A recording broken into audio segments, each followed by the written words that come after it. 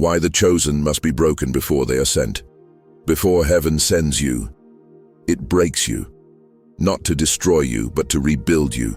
Not to humiliate you, but to humble you. Not to silence you, but to teach you how to carry sacred silence. The world sees breaking as failure, but in the kingdom, breaking is sacred preparation. A holy process where your outer layers are shattered so your inner spirit can finally rise. You've probably wondered, why did I have to go through so much pain before I even understood my purpose? But that pain was not a delay. It was initiation. It was heaven refining you before releasing you. Because the weight of your calling requires a depth that comfort cannot produce.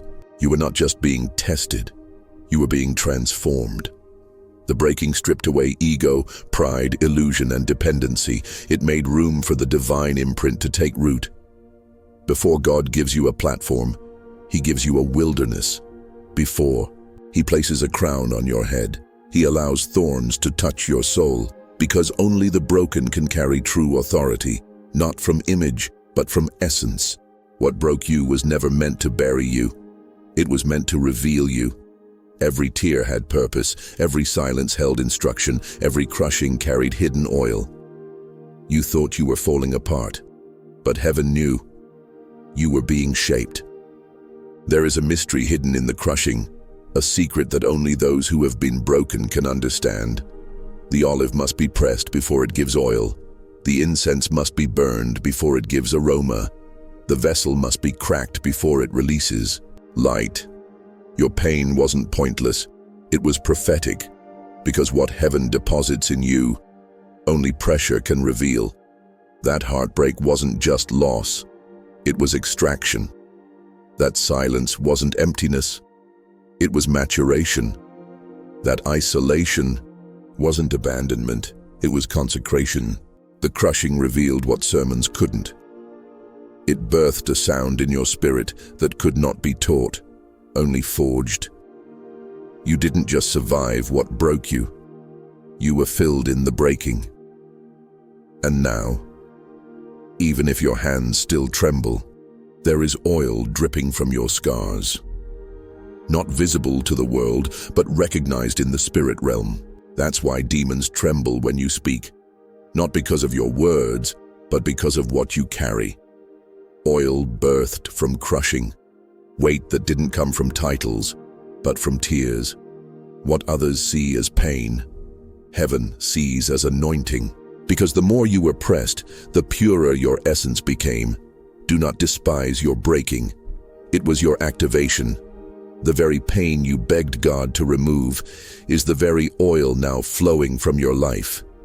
You weren't broken to be discarded. You were crushed to be poured. Before you were sent to people, you were separated from them.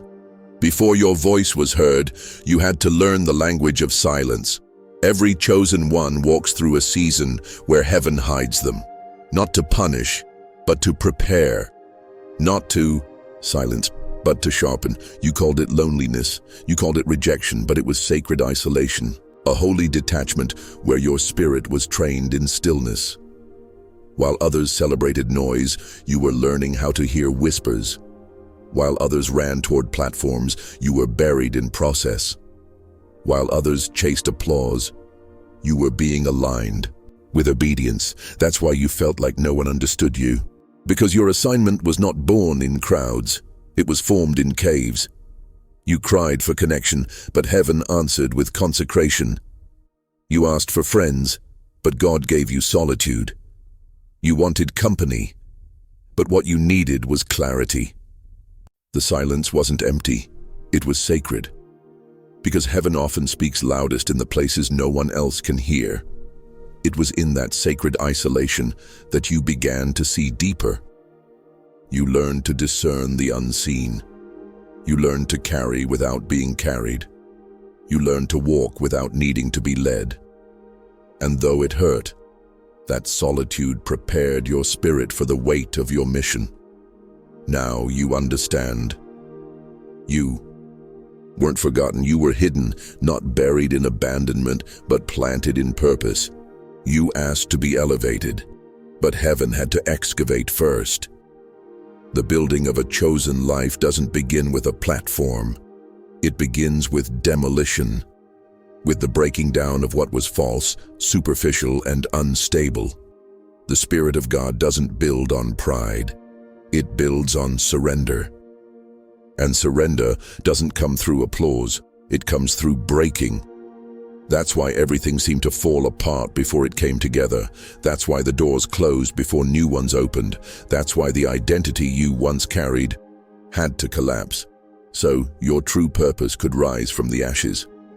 What you thought was the enemy tearing you down was actually heaven digging deeper. You couldn't carry that old version of you into the new dimension. You couldn't build a divine life on a foundation cracked by ego, fear, and self-preservation. The breaking was the blueprint. Because broken ground receives seed, broken hearts receive fire, and broken spirits carry glory. You weren't being destroyed. You were being reset. The noise had to stop, the clutter had to clear, the false had to fall, so the sacred could stand. And now, something in you feels different. Not because you were promoted, but because you were purified. Your rise didn't start when people saw you. It started when heaven broke you open and began to build something eternal inside you. Heaven never sends what hasn't first been broken, because glory cannot rest on structures that haven't first been humbled, because authority cannot flow through hands still clinging to self. Heaven doesn't break you to ruin you. It breaks you to prepare you. Every vessel used by God throughout time was first shattered in silence. David was broken before he held the crown. Moses was broken before he faced Pharaoh. Joseph was broken before he ruled Egypt. Even Jesus was broken before he poured himself out for the world. The oil doesn't flow from what remains intact. It flows from what is surrendered. That's why the pain came before the platform. That's why the wilderness came before the assignment. That's why your private tears were the price for your public purpose. You thought your breaking disqualified you, but in heaven's economy, your breaking qualified you. You've been asking, why me? But heaven has been saying, because I trust you with this process. You're not just being shaped, you're being sanctified. You're not just being refined, you're being readied. Because what God breaks, He doesn't discard, He anoints. That's why you feel deeper. That's why you walk different. That's why your voice carries weight, even in whispers. You've been broken, not to be replaced, but to be released. Pain is not always punishment. Sometimes it is a portal, a doorway into dimensions of glory that can't be accessed by comfort. The deepest revelations are often birthed in the deepest wounds. The brightest lights often emerge from the darkest nights. The most powerful voices are shaped in the most silent rooms. You didn't just endure pain. You encountered sacred ground. Because pain, in the hands of heaven, becomes transformation. What broke you open also opened the way for glory to enter. Not glory of the world, but glory of the Spirit. A glory that doesn't need recognition to radiate. A glory that rests quietly in the soul, yet echoes in eternity. That's why you still shine, even while healing. That's why your presence carries something others can't explain. Because pain has purified your posture. It has hollowed you out, so divine light could fill the space. There's a sacred glow that surrounds those who've been crushed but refused to quit. There's an authority that flows from those who've wept in secret but still walked forward. Your scars are not shame. They are signatures. Proof that you've survived something holy. Marks that heaven recognizes not as weakness, but as readiness. The pain didn't kill you, it crowned you. It gave you eyes that see deeper, a heart that loves stronger, a soul that walks softer, but with more weight. Don't curse the season that shaped you, because in that pain, there was glory, and That glory is what you now carry, even when you don't notice it. You were broken, but in that breaking, you became a vessel of glory. You thought you were being torn apart, but heaven was making space. Space for vision, space for assignment, space for purpose, space for calling. The breaking didn't remove your identity. It removed the layers that were never part of your destiny. You weren't losing strength. You were losing weight, the weight of what was never meant to go with you into the next dimension. The pain you felt wasn't just pain. It was divine excavation, a holy clearing of inner clutter to make room for something greater to move in. Your heart had to be emptied so purpose could fill it. Your hands had to be emptied so heaven could place something new in them.